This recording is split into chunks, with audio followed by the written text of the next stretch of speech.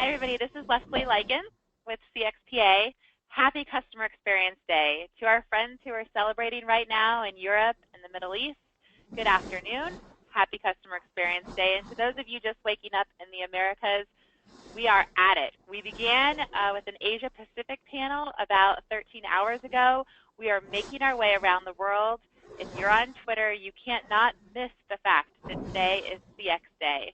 And we are excited to be bringing to you yet another fantastic customer experience panel. Our group today is a very strong group of CX thought leaders that are coming to us from London right now. I'm excited to be able to moderate this panel today. I just wanted to quickly offer the opportunity to all of you who have tuned in to ask your questions as well. You will be on mute during the panel, but please feel free to type those questions in, and we will be monitoring those questions and bringing them to our panel throughout the next 30 minutes. We are going to be discussing the topic of beyond optimization and towards reinvention when it comes to customer experience today, and have some pretty strong questions around that topic for our panelists. I'd also like to point out, though, that this is not the only online panel you can join. We have 3 more of them and a webinar coming up throughout the day. So please feel free to visit cxday.org for the continued lineup of online events that we'll be having. Additionally, if you're in one of the cities today having a local networking event, please feel free to come by and celebrate in person with your fellow CX professionals. So let's get this panel started. Again, we are talking about customer experience beyond optimization towards reinvention. I have a fantastic panel here with me today. We have Marcio Rodrigues. Marcio, do you want to go ahead and say hi to everybody and tell them a bit about yourself? Hi everyone, thank you for joining the webinar.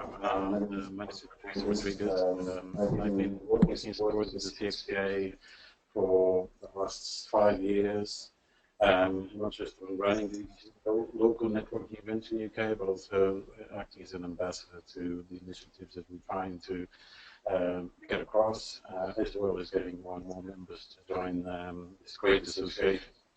In my spare time, I work for Resolution, which is a tech startup business where we are trying to also go global.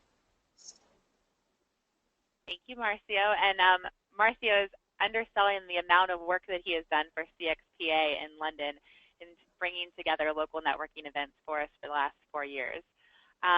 Okay, let's go to Carol next. We have Carol Savage on the line.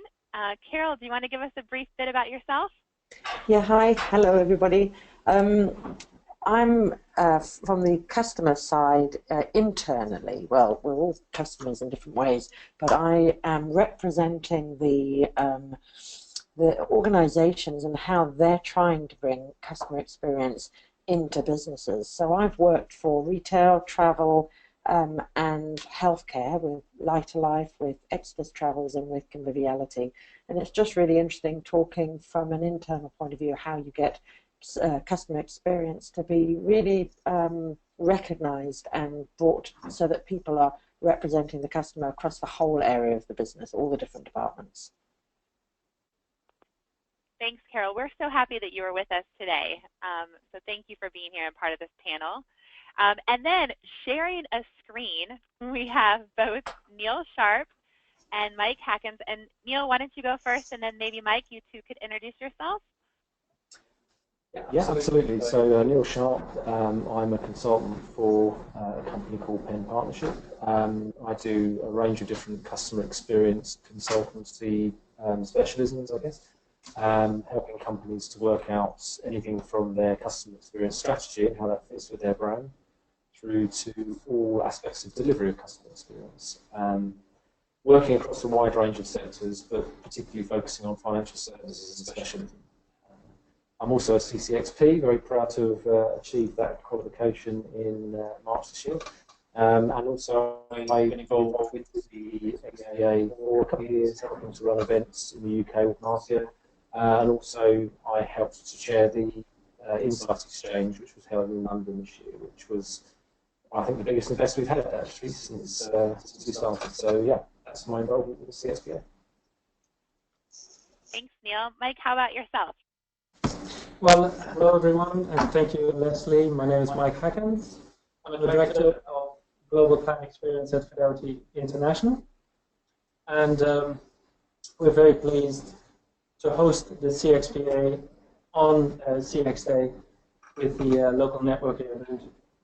I've been with the CXPA since 2012, and yeah, we're on a regular basis hosting events, obviously actively participating as well. And like Marcio, I'm also ambassador for the CXPA here in Europe. And I think you know, they kind of alluded to it, but all of our panelists are coming to you from Fidelity in London, where they are having their local networking event today. Right now, is that correct? They've got an event going on right now. They're coming live to us from that event.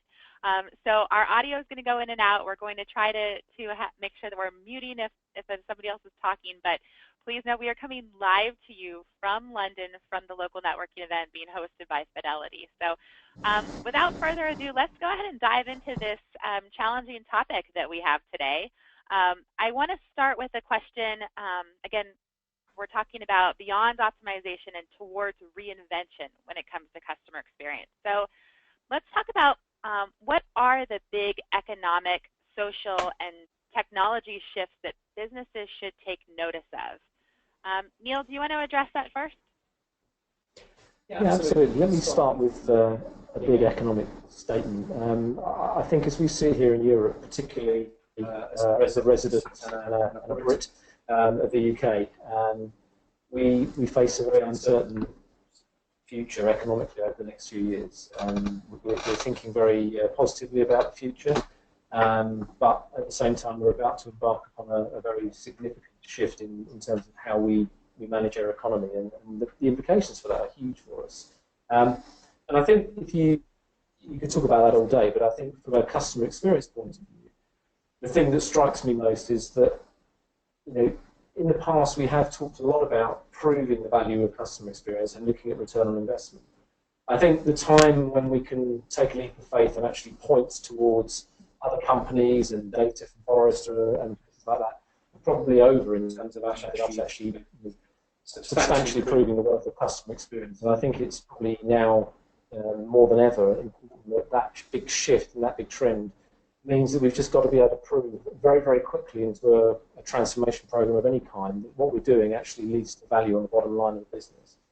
And I think for me that's one of the sort of big standout things from the clients that I work with, where you know, people are very, very keen to use the internal data they have available to them to really quickly understand how doing things to customer experience and improving the customer experience actually impacts positively on the bottom line or not, and then have the agility and the ability to move quickly to do something different or to refine your approach to ensure that you are actually making a financial benefit. So I guess as a starting perspective, I'd offer that up as a point of debate.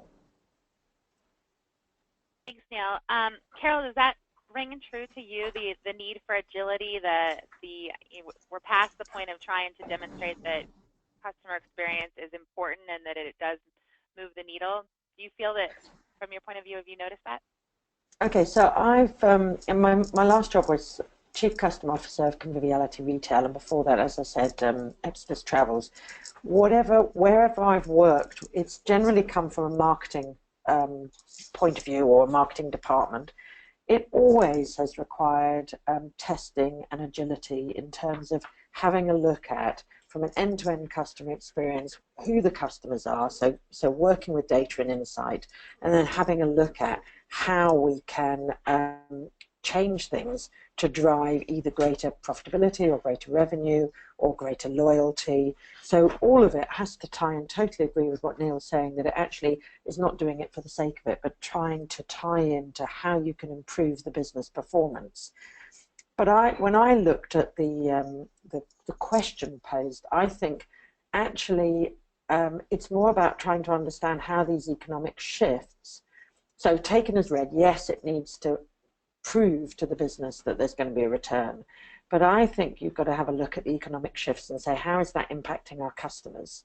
So how are they thinking differently today? Which means that your experience, that people, you know, think, well, actually, I'm going to provide an experience. We know what it is. What they don't seem to understand is that our customers are changing, evolving, ever evolving. It's not a matter of create an experience and there it is and make it better. It's about making sure that you're constantly understanding what the impact is of the economic shifts are on your customer. So as an example, in the business I know I've been working with, it's really obvious that people who are older are getting a lot more active, wanting to experience a lot more things, and therefore they're becoming a lot more important in terms of consideration when you're mapping out your customer experience.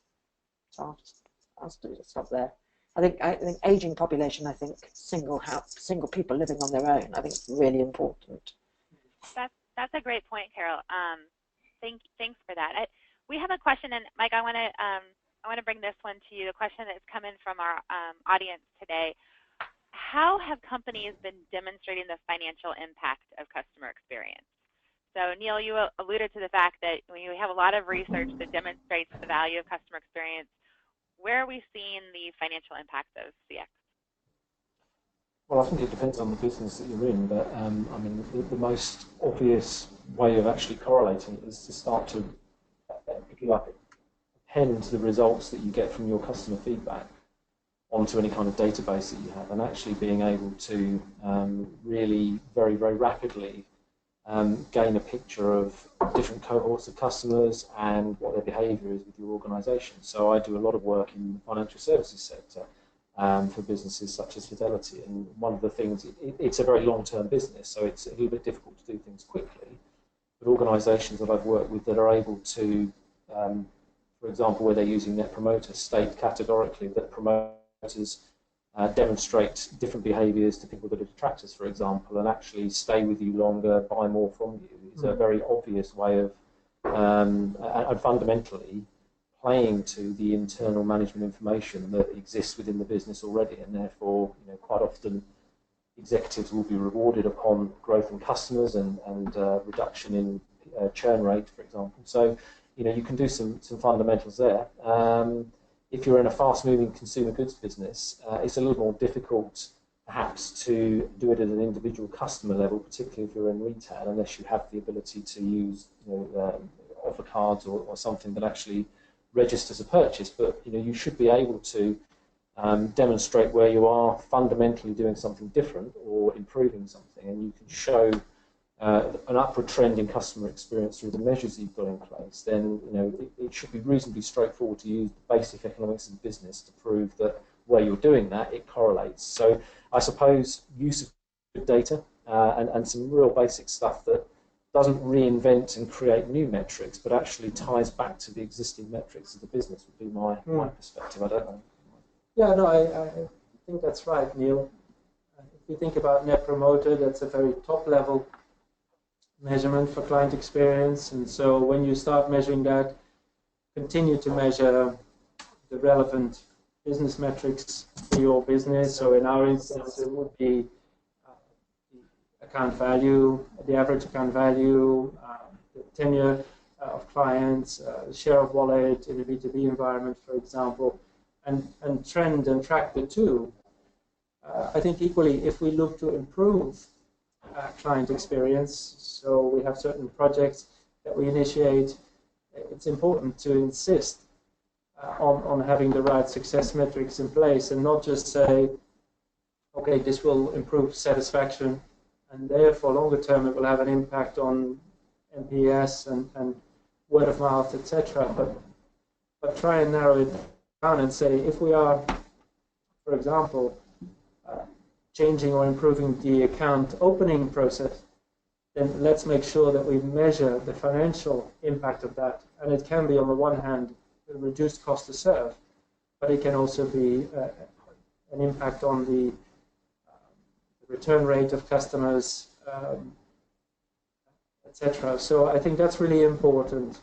So both long-term measurement, top-level measurement, but but also for each project where there is an investment required, always have clear business metrics associated with that. And sorry, just to dive in there, the other thing I would just add to that, to answer the question more fully, is that where we use things like customer effort as opposed to net promoter score, particularly in a transactional environment or in an operational environment, I've found that to be very predictive of future behaviour. So I think it's a very good measure for sort of, again, tying back to these basic behaviours that you're looking to try and improve from a client perspective.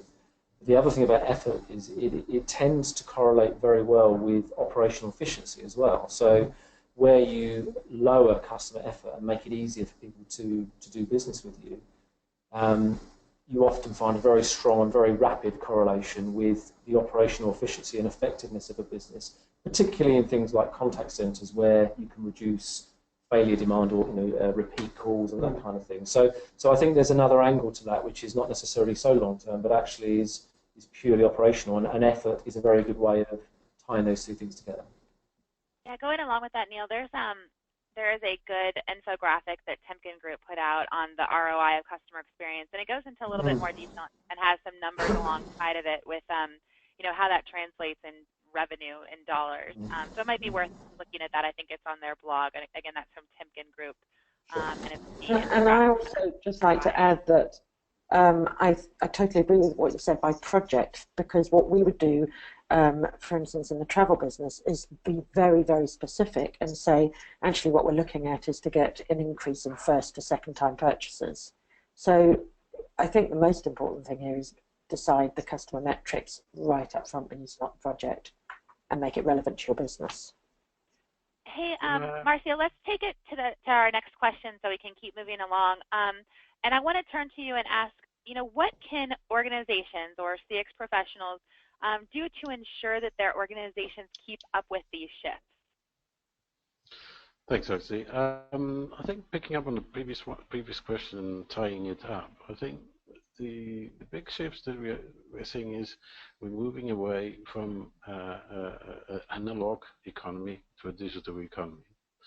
The consumers are changing the behavior, and they are buying easy, convenient, and immediate experiences from organizations. The organizations that are winning really today are the ones that are providing a platform that supports not just new business models, but also create new experiences. And there's a very interesting chart out there which shows since 2001 and 2016, actually the FTSE top 5 organizations have changed dramatically. So today you've got things such as Apple, Alphabet, Microsoft, Amazon, and Facebook is from a market cap perspective. They come top. Whilst before you had companies such as Exxon and Citibank and GE. So this is the shift. Every organization is a technology business and need to deliver new business models and deliver new experience for their customers. And if you are good at doing that, then you will succeed. On the top of that, since about 2000, 52% of organizations dropped out of the list from the Fortune 500, right? Either were acquired, went bankrupt, or disappeared. So these are the big shifts, and it's changing rapidly. What customer experience professionals can actually do is start becoming more of a driver for change and a change agent, not in terms of optimizing what the organization actually doing today. Sure, voice of the customer will help support and optimize some processes and improve services for customers. However, voice of the customer, in my view, should be used to actually get feedback on rapid change. So you need to have a plan, a vision, how you're going to serve your customers in the future. That is going to be very different from what you're doing today. Obviously, we got mobile, we got artificial intelligence, we've got big data, we've got virtual reality. All these things come into play. How are you going to deliver new experiences that actually help you not disappear from the map? And I think for me that's the big shift. As a customer experience professional, you need to be at the forefront of that. Rather than just trying to do small things, you need to think big, and in the way to gather support internally for these big change programs is obviously showing things like the ones that we just displayed. Is the fact your company won't be around in the future if you don't change the way you do business going forward. Carol, from your point of view, have you observed this as well? You're looking at this from travel, and you mentioned a certain, group of people. What have you noticed when it comes to technology and how that's impacting your business and the customer experience? I think you're still on mute. Carol, you're on mute. Sorry. Okay, can you hear me now? I can. I think that it's really important that people understand that, for instance, I was working with over 700 stores that are convenience stores, and when people are coming into the retail environment, the fact that everyone expects things to be personalized and for it to be convenient and for this, people to have things at the time when they want it, all of that, whether or not you're able to serve that in your organization, that's the context under which your customer is coming into your store. So whether you're a pure play or whether you have stores or experiences, what's really important is that people understand everything that is impacting people outside of your store. And I think the other thing that was really important to understand is not just who are currently coming in, but the future generation of people who are going to come into your stores. So, when I'm looking at, we're trying to work out who the future customers are, and we're looking at what their habits are. It's like when I'm dealing with my children and the idea that they've got these mobile phones in their hands constantly. Even apparently 2/3 of children go to bed with their mobile phones. So the whole way that people are interacting and not just socially but with organizations is changing exponentially. And for me, being on the inside and looking after end-to-end customer experience, the most important thing is keeping up to date, not just with the technology shifts, but with the shifts of expectations of your customers. Yeah. Hey, Mike, I want to go to you for a second and get the feel, from Fidelity's point of view, what does this mean to you? How are you guys ensuring that you're keeping up with these shifts in technologies and the shifts in expectations from your customer?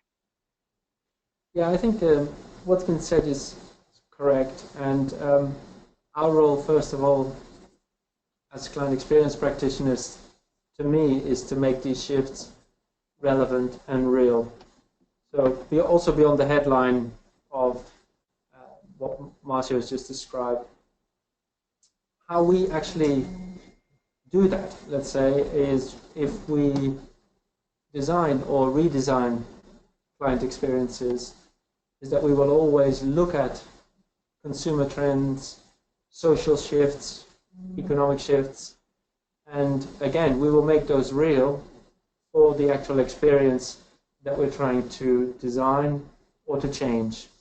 So to give an example, Edelman, every year they publish a trust barometer, and there's a clear shift there from what used to be CEOs, for example, and politicians who would have the trust. That's now shifting to employees of companies who are having more trust and their opinions, or for example, family and friends.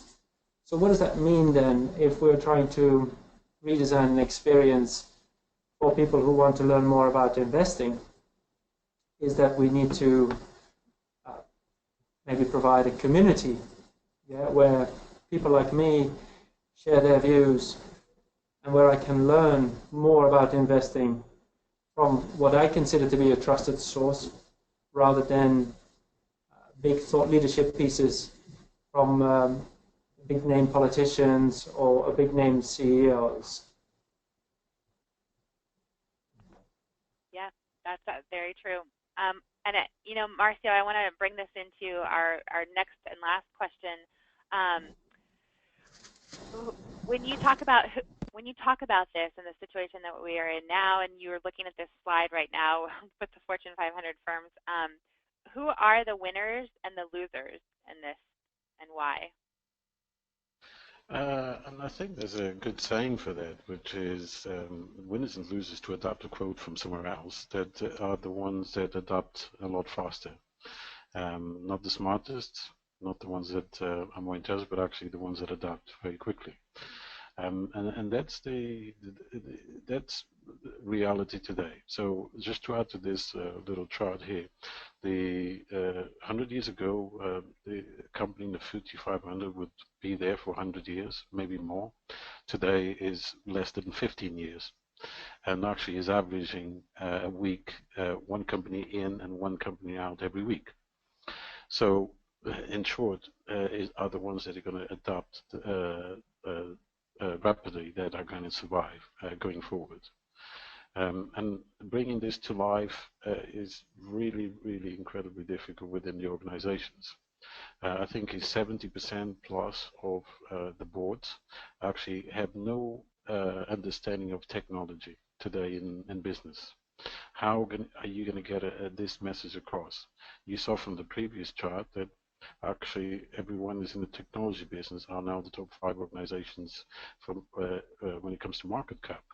And those are heavily tech-led organizations. And in essence, they provide a platform for them to reach out to customers in different ways. They provide an ecosystem for other organizations to play within their platform, and that's really important because it adds value not just to what they are doing, but also to other people. So going forward, as I said, rapid change, adapt quickly.